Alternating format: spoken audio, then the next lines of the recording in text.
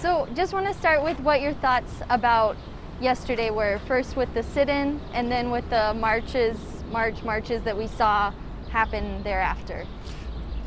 Yesterday we were able to make contact with the organizers, and what they had planned was a peaceful demonstration, and that's what we had.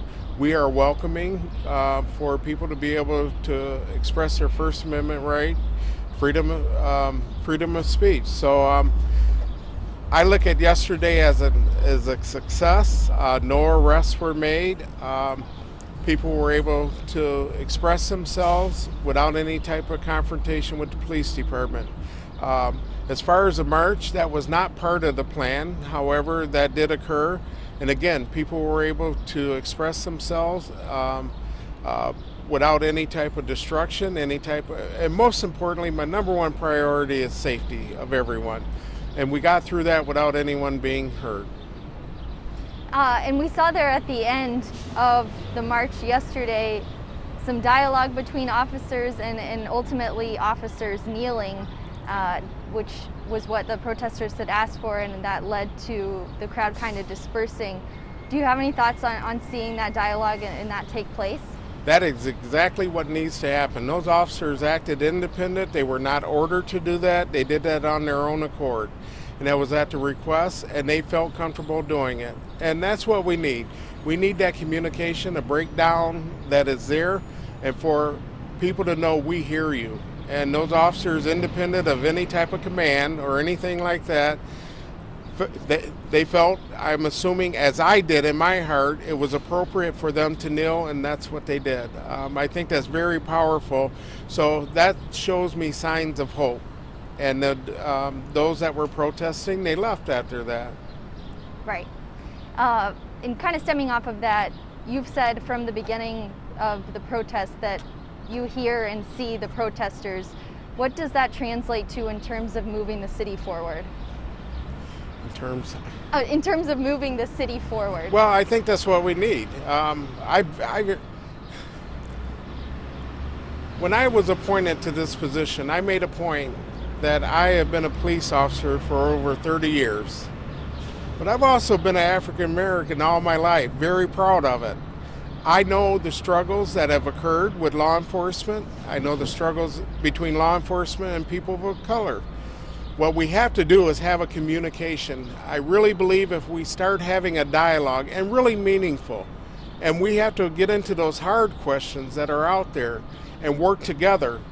And by doing that, I believe we can have some resolve. I hear it, I know it, I've lived it. I've not always been a police officer. Sometimes I have to take this badge off, and I will still be an African American living in America. That is something that we have to get both, I won't call them sides, but everyone to understand that there is a responsibility of all to make sure that we're doing things in the correct way, holding people accountable, and that goes to the community. That is one thing I want to point out. You mentioned the marches. There were people, we're told, were in that march holding those people accountable, making sure they were not damaging things. That is powerful. That means that we are starting to have progress. This Saturday, there is a rally scheduled here at Rosa Parks Circle. I am looking forward to it. I'm encouraging people to come, those that come here, to use yesterday as a model of what can be done, and to make sure they're exercising their freedom of speech. So, I mean, I guess I'm looking at them to do the same things that were done yesterday, and continue the dialogue that has occurred. So we're looking forward to it. If it goes as yesterday did, it'll be a good event. And something that we heard from protesters yesterday was that they want to continue to see more of you. Is that something that you plan to, do you have plans to continue to do that? Absolutely. In fact, I'm going to meet with a group when I leave here. I will be out in the community. I've been out in the community. You will see me more out in the community meeting with people, and it's not just me. I have to have my staff out there engaged in the community, and we're doing that also. So I cannot do this alone. I need my staff to do it. I need the community to be receptive and be respectful. My staff to be respectful of community needs, and the community to be respectful of what we have to do as a police department. Again, my number one priority is keeping this city safe, and we will continue to do that. What do you think needs to change to make relations better in Grand Rapids between the public and the department? We're putting together a group. Again, I think it starts with listening. So it's real clear to me and to my staff, we hear you. But we really need to start having conversations about how to move forward. And I think that's the big part of it. We are committed, and I believe the community is committed. The organizers from yesterday, they wanted to affirm that I agreed to meet them, and I will meet them as soon as we're able to get a meeting together before next Wednesday. That was my commitment. We will do that. And I think we really need to listen to each other. I think it's about educating each other, about not being stuck in the same things, the whole paradigm of doing the same things the same way, getting outside the box to solve some of these issues. In terms of the department?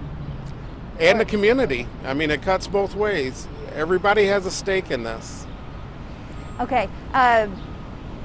Something we heard in the beginning with Saturday's events was about outside agitators.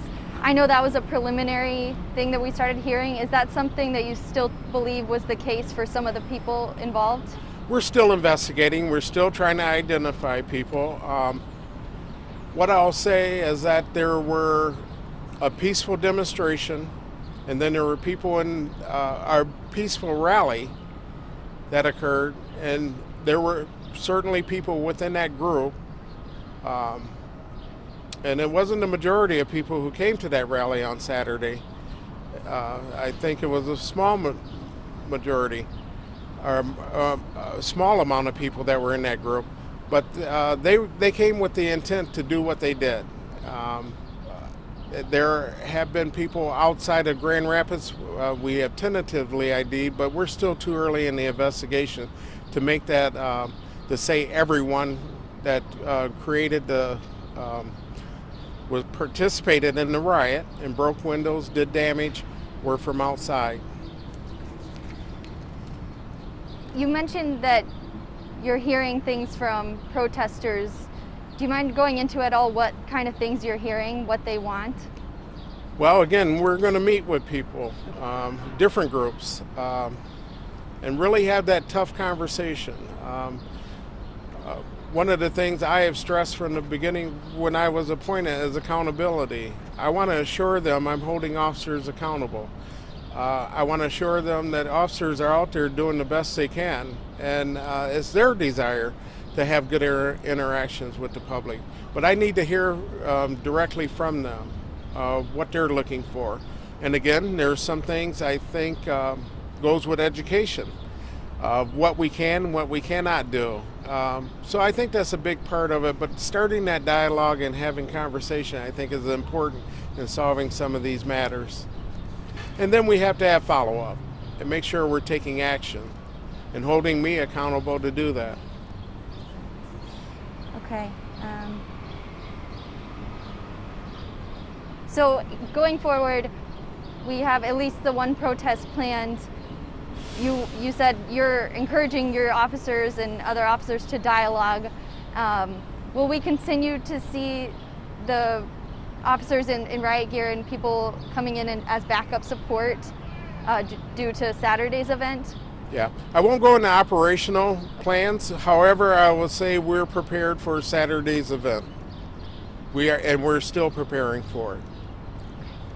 Is there anything you want to add that you think I haven't touched on? No, I'd just like to thank the community, and also I've neglected, I've told officers, I do appreciate both Grand Rapids and the agencies that have helped us it's been a huge drain on them, and they have been working incredible hours. So I want to thank them, but I also want to thank the community for the support. We hear that also. I want to make sure the community hears. We hear the support that we have out there in the Grand Rapids, and it even reaches far beyond that. We are getting that communication, and I hear them also. So I want to thank them for the support. I'm sorry, just one more follow-up.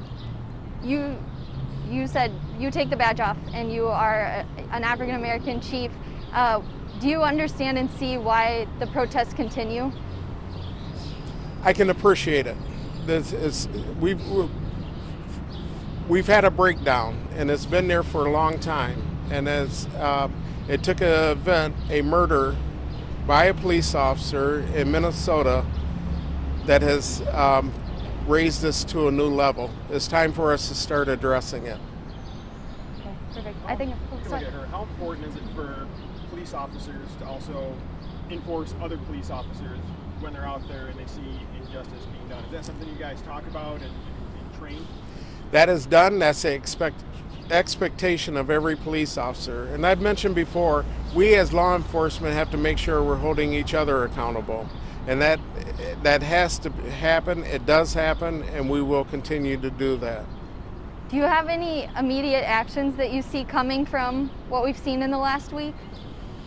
Well, again, we're meeting with groups. There's some actions being taken by the city. It would be premature for me to speak on those, but we're not just preparing for the worst. We're also in recovery and moving forward. And what can we do to make sure we're getting our message out that we hear you? And so there are some things that are being done, but it'd be premature for me to speak on them right now. Okay. Last thing. I know that the city's budget is going to be tight, and that puts a strain on you all as well. I know budgets aren't finalized, but are you worried at all about enforcing community policing and being able to carry that out with a strained budget? That is a concern of mine, absolutely. I mean, this is drawing a lot of resources, and it costs money for those resources. And it's what I would like to use that in different areas. However, we have to make sure we're prepared in the event we have what occurred Saturday occur. So to answer your question, absolutely, we have to prepare for it. It is a huge strain on resources. And that's potentially, again, I have said from the beginning, our commitment is community policing, and we will stick with that. Right now, we have to make sure that we're out of this phase and planning to move forward. Okay. What was it like for you to see the community come out on Sunday morning to help clean out a few hours after what had transpired? Yeah, that was pretty incredible, and that speaks to what Grand Rapids is about. But with that said, we also have to make sure it's not just what happened on Saturday, that the community is aware of what's going on in the entire city of Grand Rapids. But the people that came out to help clean up, I applaud them, I appreciate them. One of our building was hit hard, and they cleaned that building all day to get it to look presentable. So I really appreciate their efforts. We have to make sure we're looking at Grand Rapids as a whole, though. Do you have anything else? No? Okay, I think we're good. Thank All you right, so much, thank you. Chief.